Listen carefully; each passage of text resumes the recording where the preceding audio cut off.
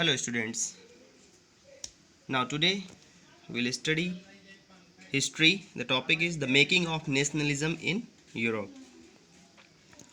इसके पहले वाले वीडियो में हम लोगों ने पढ़ा था नेपोलियन कोड के बारे में कि कैसे नेपोलियन ने सोसाइटी में चेंजेस लाए, क्या स्टेप्स लिए, नेशनलिज्म कैसे पूरे यूरोप में स्प्रेड हुआ।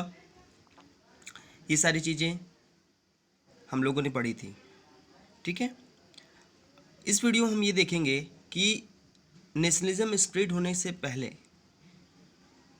कैसे सोसाइटी थी यूरोप की, यूरोपियन सोसाइटी कैसी थी, ये कैसे इतने लोग डाइवर्स होते हुए भी ये उनमें कैसे sense of collective identity developed हुई, क्योंकि पहले तो नेशन स्टेट हुआ नहीं करते थे, नेशन नहीं था। तो ये सारी चीज़ें कैसे हुई, ये सब चीज़ हम लोग देखेंगे इस वीडियो में। ठीक है, the making of nationalism in Europe. चलिए देखते हैं the making of nationalism in Europe. First topic, know modern states. आपको पता होगा कि मिड 18th सेंचुरी तक यूरोप में कोई मॉडर्न स्टेट नहीं हुआ करते थे। क्या हुआ करते थे? किंगडम्स हुआ करते थे।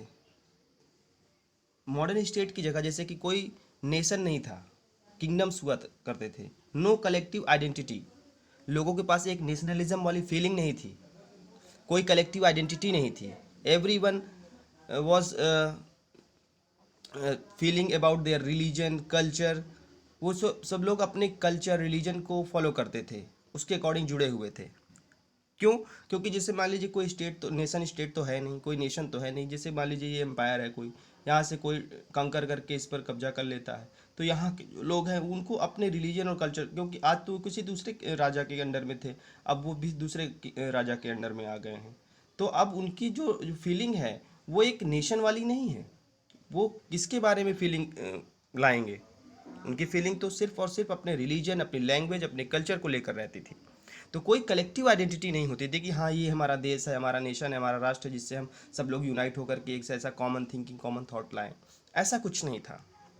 ठीक है, लेकिन अभी हम लोग पढ़ रहे हैं कि यूरोप में नेशनलिज्म स्प्रेड हो गया। नेशनलिज्म पूरे फ्रांस से आया और पूरे यूरोप में फैल गया। धीरे धीरे किंगडम्स को कन्वर्ट होकर के नेशन इमर्ज हो गए।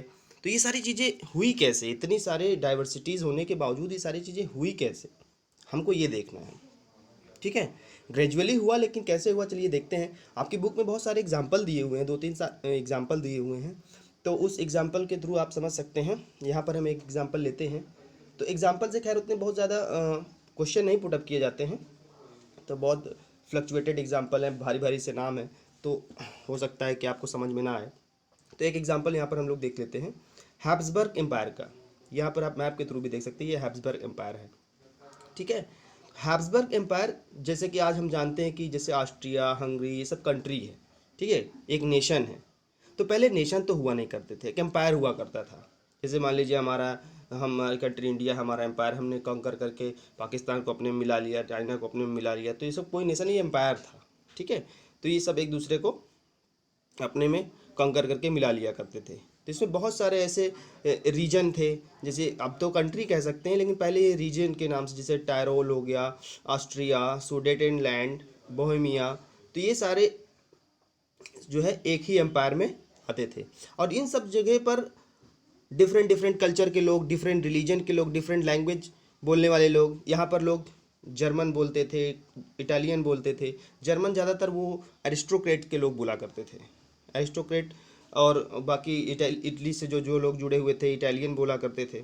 ठीक है, तो यहाँ पर different language, different culture, different religion, ये सब सारी इतनी डाइवर्सिटीज़ होने के बावजूद भी यहाँ पर नेशनलिज्म वाली फीलिंग क्रिएट होती है, एक कलेक्टिव आइडेंटिटी डेवलप्ड होती है। तो ये सारी चीज़ें होती कैसे हैं?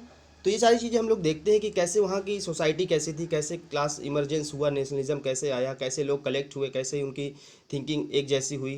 तो ये सारी चीज़ें हम लोग देखते हैं। तो ये तो हम लोग ने अब एक बेसिक चीज़ें देखी कि कैसे उस समय यूरोप था, कैसे वहाँ पर किंगडम था, कि कैसे कैसे लोग रहते थे, उनका एम्पायर कैसे था, कैसे लोग एक लैंग्वेज बोला करते थे, सारे नेशन ना हो करके ये सारे किंगडम हुआ करते थे, कोई कलेक्टिव आइडेंटिटी नहीं थी। ठीक है, तो चलिए आगे देखते हैं कि कैसे मॉडर्न स्टेट इमर्ज होता है। ठीक है, जैसा कि हम जानते हैं कि एक्सक्यूज मी, तो ये इतनी डाइवर्सिटीज़ होने के बावजूद how did nationalism and the idea of the nation state emerge. पहला क्वेश्चन तो ये होता है कि इतनी डाइवर्सिटी होने के बावजूद how did the nationalism and the idea of nation state emerge. तो ये देखते हुए यहाँ पर हम देखते हैं कि यूरोप में उस समय दो प्रकार की सोसाइटी थी, aristocracy and the new middle class. New middle class का इमरजेंस होता है, एरिस्टोक्रेसी रहती है, ठीक है। दो प्रकार की हम सोसाइटी वहाँ पर देख सकते हैं। सबसे पहले हम समझ लेते हैं एरिस्टोक्रेसी क्या है। एरिस्टोक्रेसी तो आप सभी सुनते चले आ रहे हैं क्लास 9th-8th में, लेकिन फिर एक बार समझ लीजिए। एरिस्टोक्रेसी वो होता है जैसे कि राजा महाराजा होते थे, किंग होते थे, जो हायर सोसाइटी के हायर सेक्शन के लोग, जो रिच लोग होते थे, किंग के रिलेटिव जैसे हो गए, इनके रिश्तेदार जितने भी लोग हो सब एरिस्टोक्रेसी में आते थे, ठीक है।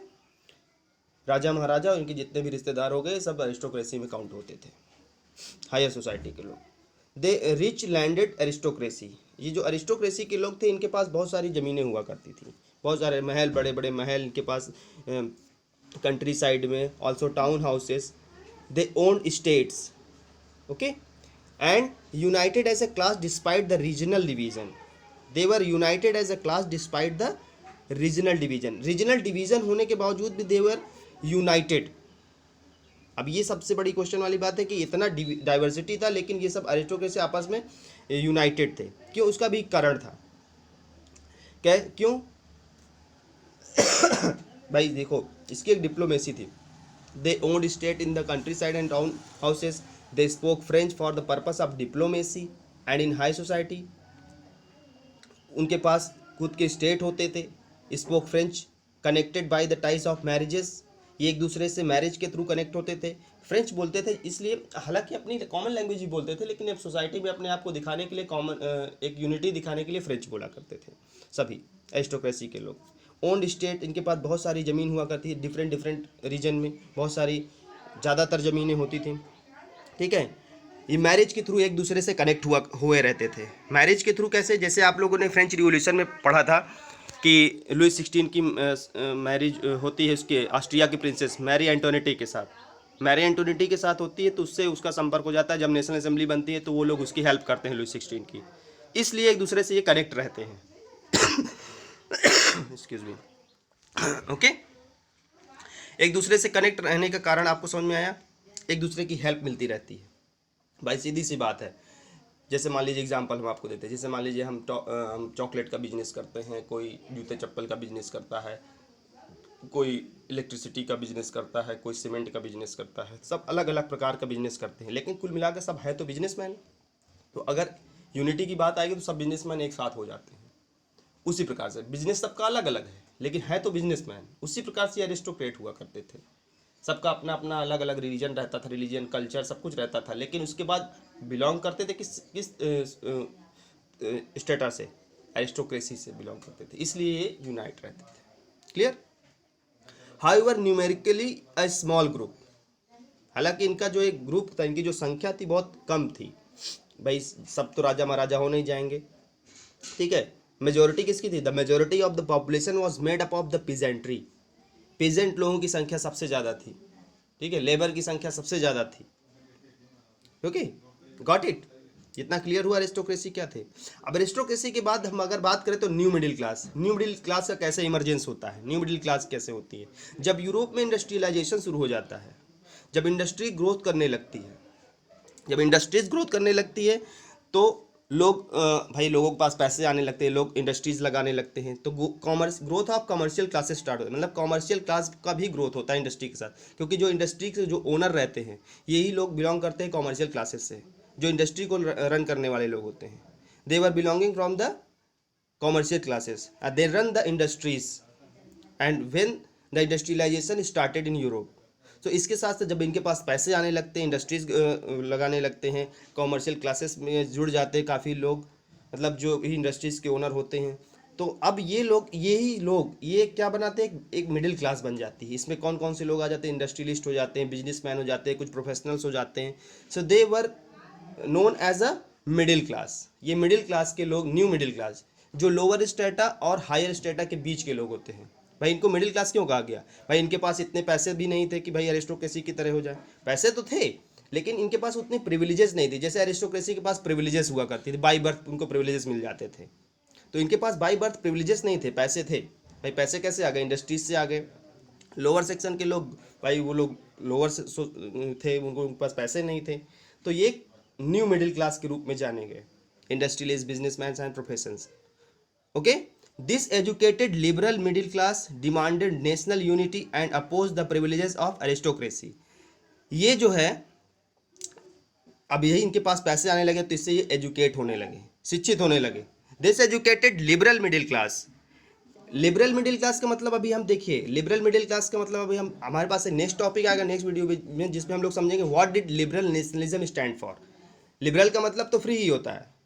तो अब इससे उनको एजुकेशन मिलने लगी, जैसे कि उनके पास पैसे आने लगे, अपने आप को एजुकेट करने लगे, अब उनको एजुकेशन मिल गई, शिक्षित हो गए, जानकार हो गए, तो एरिस्टोक्रेसी को अपोज करने लगे। एरिस्टोक्रेसी को अपोज करने का मतलब भाई अब उनको तर्क करने लगे कि ये सही है, ये गलत है। एजुकेशन मिल गई भाई, शिक्षित हो गए, तो अब उनके पास तर्क करने के लिए शब्द हो गए। Now they demanded national unity. अब वो लोग नेशनल यूनिटी की डिमांड करने लगे, because now they become educated and oppose the privileges of aristocracy. और जो एरिस्टोक्रेसी के जो बाय बर्थ प्रिविलेजेस मिला करते थे उसको अपोज करने लगे। तो ये लिबरल मिडिल क्लास के बारे में, जो लिबरल मिडिल क्लास क्या है, मिडिल क्लास तो आप समझ रहे हैं, लिबरल क्या है, लिबरल नेशनलिज्म क्या है, ये हम हमारा नेक्स्ट वीडियो में हम समझेंगे। ठीक है, what did liberal nationalism stand for. ठीक है, लिबरल का मतलब खैर हम आपको बता देते हैं, इसका मतलब फ्री होता है, मतलब ये लोग एक प्रकार से आज़ाद हो गए, एजुकेशन मिल गई, अब इनके पास पैसे भी हो गए, जिससे ये डिमांड करने लगे अपनी चीज़ों की। तो एक प्रकार से अब ये इनके इस तरह के क्वेश्चनिंग करने से एरिस्टोक्रेसी से जो लोअर स्टेटस के लोग थे इनको सपोर्ट करने लगे। तो एक प्रकार से एक यूनिटी क्रिएट होने लगी, मिडिल क्लास में और लोअर सेक्शन के लोग एक प्रकार से यूनाइट होने लगे, अपनी आवाज़ उठाने लगे। इनको सपोर्ट इसलिए मिलने लगा क्योंकि एक ये लोग एरिस्टोक्रेसी के अगेंस्ट जा रहे थे, ये लोग अपनी डिमांड कर रहे थे, एक यूनिटी की डिमांड कर रहे थे। इनके तभी इनके दिमाग में क्या आई, कलेक्टिव आइडेंटिटी डेवलप होने लगी, एक sense of collective identity develop होने लगी। किस वजह से, किस वजह से डेवलप होने लगी? जब ये लोग एजुकेटेड हो गए और इसके पास लोअर सेक्शन के लोग भी इनको सपोर्ट करने लगे। ठीक है, तो अब हम यहाँ पर देख सकते हैं कि कैसे एरिस्टोक्रेसी के खिलाफ सारा यूरोप एक प्रकार से एक नेशन के रूप में, कलेक्टिव आइडेंटिटी के रूप में इमर्जेंस होता है और वो लोग इनको अपोज करते हैं। ठीक है, तो हम यहाँ से कह सकते हैं, समझ सकते हैं यहाँ पर कि किस प्रकार से sense of collective identity emerge होती है। ठीक है, जब ये लोग, वहाँ के लोग एजुकेटेड हो जाते हैं, थोड़े समझदार हो जाते हैं, जब इंडस्ट्रियलाइजेशन हो जाता है, कॉमर्शियल क्लासेस बन जाती है, न्यू मिडिल क्लास आ जाती है। उधर से आप लोगों ने देखा था कि फ्रांस से भी नेशनलिज्म की फीलिंग स्टार्ट हो जाती है, उसने भी, फ्रांस से भी बहुत सारी चीज़ें इन लोगों को सीखने को मिलती हैं। तो ये सारी चीज़ें हम यहाँ पर देख सकते हैं कि कैसे नेशनलिज्म की फीलिंग स्टार्ट होती है, एक नेशन स्टेट बनाने की बात शुरू होती है। ठीक है, नेक्स्ट वीडियो में हम लोग देखेंगे कि what did liberal nationalism stand for. Okay, got it. इस टॉपिक से रिलेटेड आप क्वेश्चन तैयार कर लीजिएगा, सॉल्व कर लीजिएगा, जो भी समझ में नहीं आएगा हमारी नेक्स्ट क्लास जो होगी उसमें हम डिस्कस करेंगे। Okay, thank you.